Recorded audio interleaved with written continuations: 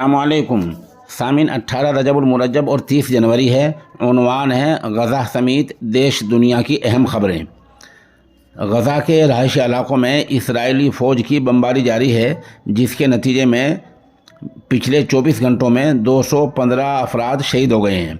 शुहदा की कुल तादाद अभी तक 26,637 है, जबकि ज़ख्मियों की तादाद 65,000 है।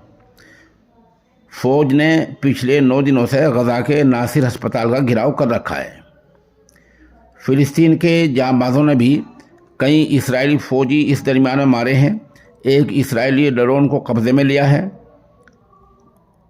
और तिल अबीब यानी इसराइल की राजधानी तिल अबीब समेत इसराइल के कई शहरों पर रॉकेट दागे गए हैं। उधर हिजबुल्लाह ने भी इसराइल के शिमाली हिस्से को निशाना बनाया है और वहाँ रॉकेट दागे हैं।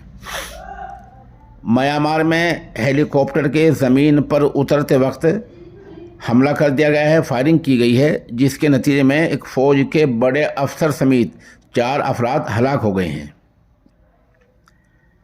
उधर खबर आ रही है कि ईडी आज लालू प्रसाद यादव के बेटे तेजस्वी से पूछताछ करेगी, जबकि गुज़िश्ता रोज़ लालू यादव से तकरीबन 10 घंटे तक ईडी पूछताछ कर चुकी है।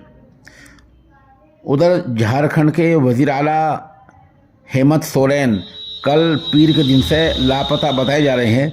इल्ज़ाम है कि ज़मीनी घोटाले में वो मुलव्वस हैं।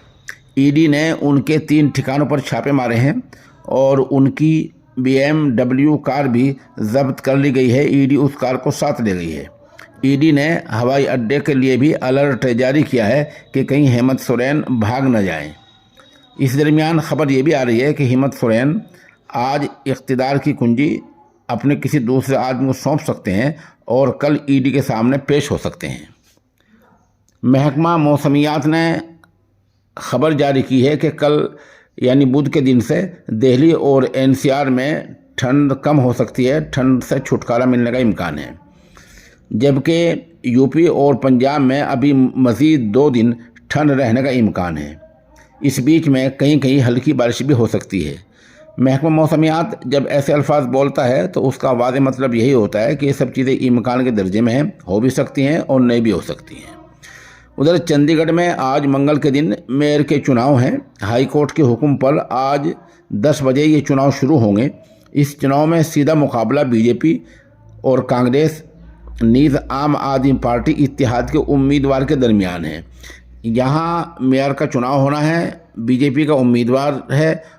उधर कांग्रेस और आम आदमी पार्टी का यहाँ इत्तेहाद है, यानी कांग्रेस और आम आदमी पार्टी ने अपना उम्मीदवार मुश्तरका मैदान में उतारा है और BJP का अलग उम्मीदवार है। तो मुकाबला इन तीनों पार्टियों के दरमियान है।